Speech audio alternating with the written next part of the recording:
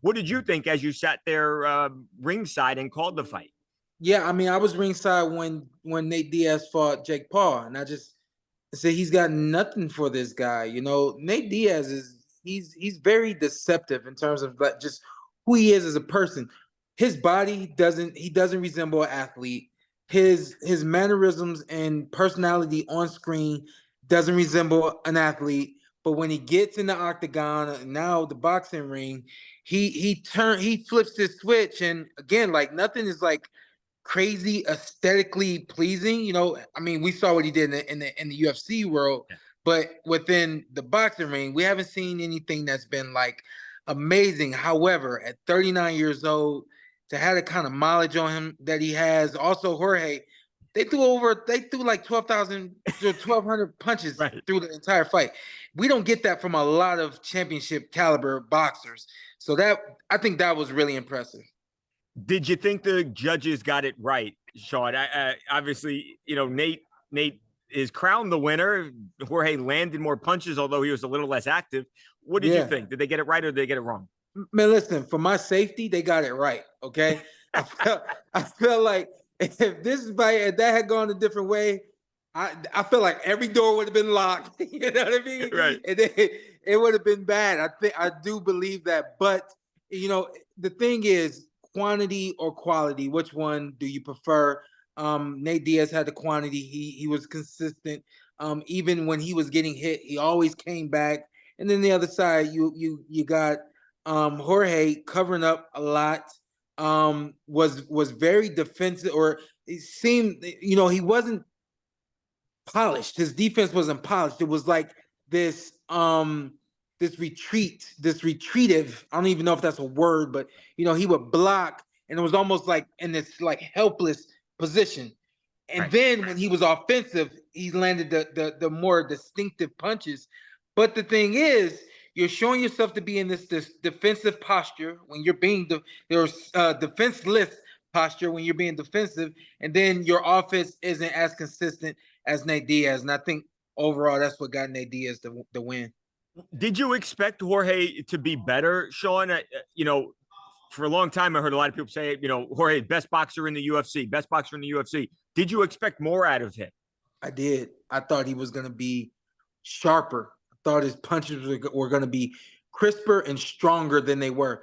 And this is what happens in the boxing ring. Nate Diaz, round after round, he's throwing these fast, they were not really fast, but these like pity pat punches that are landing. And I think that got into Jorge's psyche. And then he started throwing these like really pity pat punches. I thought he was going to come to the ring ready to unload Yeah. on Nate Diaz, and he never truly did that. You mentioned, how close you were to the Jake Paul and Nate Diaz fight. Did you think that has Nate improved as a boxer since, or was he pretty much the same fighter as we saw against Jake? The same fighter, but more prepared. Mm. The same fighter, but really ready to fight. And they said this before fight night. They said Nate didn't really train for the fight with Jake Paul. He didn't take it as serious as he should have, and it showed. So when he called out Jake and after in the post fight, am I interested in seeing that fight? I think that fight might be even more exciting now if he's taking it serious the way he took this training camp serious for her. Hey, that could be an interesting fight for him in the future. It seems like both guys, Shawn, would like to continue boxing. I mean, are they just pretty good boxers who are actually MMA fighters, or could either of these guys, Nate or Jorge, actually put up a challenge to a guy who was an established professional boxer, a guy who's not a former MMA fighter? I got to shout out the Porterway podcast. That's my podcast. What I do on the show and why I bring that up is because I'm like my podcast is very educational. I try to tell fighters, young athletes, all like try to educate them on what to expect, so on and so forth. This is what I said yesterday on the podcast. It's out today. These MMA guys, if you want to get in the boxing ring, you have to get a legit boxing coach that can show you how to deliver punches and can show you right positioning and things like that. Jorge, for an example, if he wants to move forward and continue boxing, he's got to get somebody who can show him how to deliver that punch in a better way. Everything was from the arms both these guys. And in boxing, we know everything is generated from the ground up. The better your legs are, your feet are, the better your boxing is. You know what I mean? So I don't think either of those guys should be trying to take on stiff competition in the boxing ring. Again, they're 39 years old. You can't go up against somebody who's been doing this more than half their life and expect a good outcome. Would you care to see the guys rematch? They fought in the UFC, and we know Jorge wins that one. This one, bit of a controversial decision. Would you like to see them fight for a third time total and a second time in the boxing ring? Especially since it was controversial. Yeah. You know, I like to see them both get it on in the boxing ring and then maybe even again in the octagon. I think that the octagon is where both those guys belong. But I think that fight was fun enough, and from a broadcasting perspective, they gave us a lot to work with, you know, and it was fun, you know. So anytime there's great energy in the stadium and there's fun being had in the ring, that's what we come to see. Let me ask you about this guy, just because he seems to be the guy that everyone's talking about now. Ryan Garcia was there. You were WBC champion amongst of the others. But and what do you think about Ryan Garcia and what's going on with Ryan, Shawn? Yeah, you know, it's just tough to see him be in the position that he's in. I know that they have reached out to individuals, I won't say any names, to try to get some help.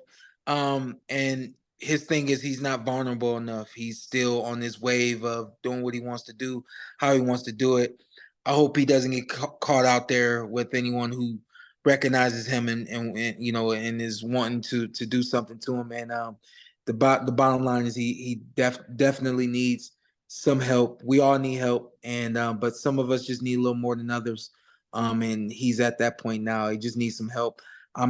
I can't say I'm not mad at him, but the other side of it is just the level of empathy that I have for him in the position that he's in. It overrides, you know, everything that he's done, everything that he said. I can't feel disrespected by it. I just feel very empathetic about it, and I want him to get some help.